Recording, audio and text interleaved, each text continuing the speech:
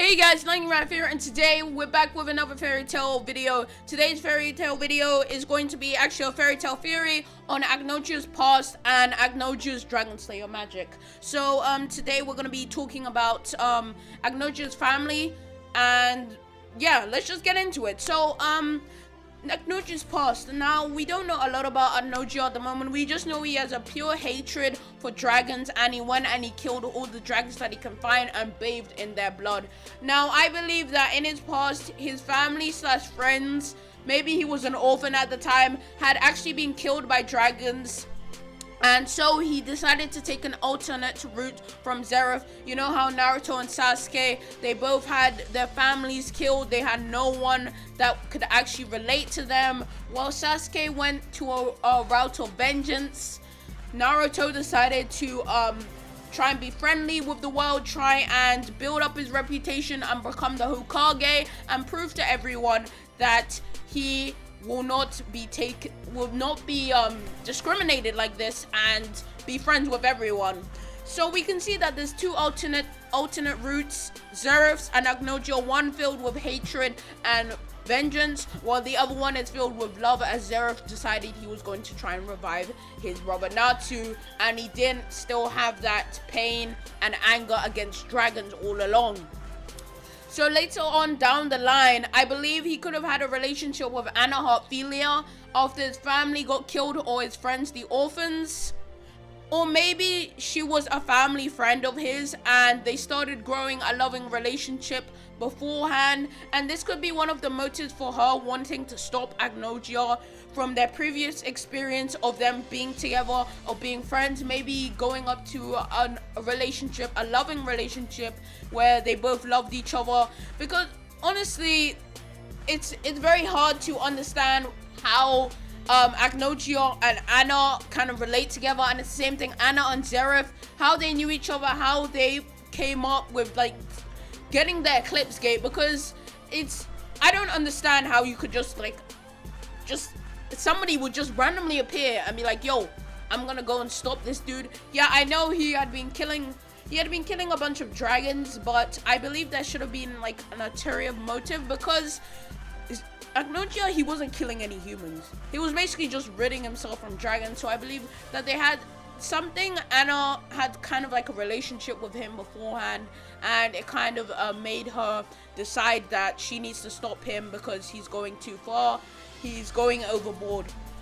Now, later down on the line, when Acnologia was on his own and the Dragon Civil War was going to happen, I believe that he possibly manipulated or started having a growing relationship with a dragon. Now, it's kind of like how Natsu, Zeref brought Natsu to Igneo, and they started having a relationship. But as Acnologia gained and attained his power that he has always wanted to kill every dragon, he became corrupted with the power and his rage and killed the dragon that he had once befriended and once had taught him the magic. So he went on, and as we know, he went and he killed dragons in the Dragon Civil War, and he even killed his allies, because he was on the side of cooperating with dragons, being friends with them. But he was fueled with anger, and I believe it's because his family slash friends had been killed before by dragons, and the vengeance got onto him, and he just couldn't stop. He just wanted to get rid of all of them, as they had ruined his whole life, stripped him from the life that he was supposed to have. Now, I believe he was called the Dragon King because the dragon which he learned his magic from was actually the Dragon King himself, basically an Aetherius dragon, which was able to wield and control Aetherius with his full control. And so he would be able to use Aetherius in different forms and different ways of using it. And however, as time went by, he had been cursed through his rage and vengeance. So he became a dark Aetherius dragon, like the Aetherius that once was the pure Aetherius that he had, became dark and was evil. So as we can see that he has markings all over him that's light blue. However, he's covered in this dark color, like he's covered in darkness. So it's kind of like a form of cursed Aetherius that he was. And this could link with him being able to reap souls of dragons while leaving them in a near to death state. So I believe that, again, he's a Dragon King, so he's able to use the Aetherius magic in different ways.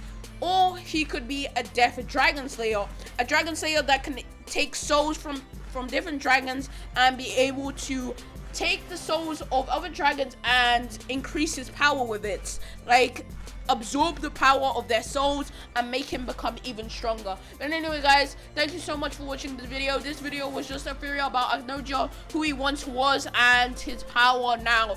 Anyway, guys, thank you so much for watching this video. Please write in the comment section down below what you think about this theory, if you have any more ideas about it, and peace. His cursed, because he became cursed, and everything about him just became dark and evil. He couldn't control himself. Just, it's like he had a whole different personality. Now, if it wasn't for the curse of Akasham, this would have never happened. Also, Seraph, he has wanting to kill himself for a very long time. He hates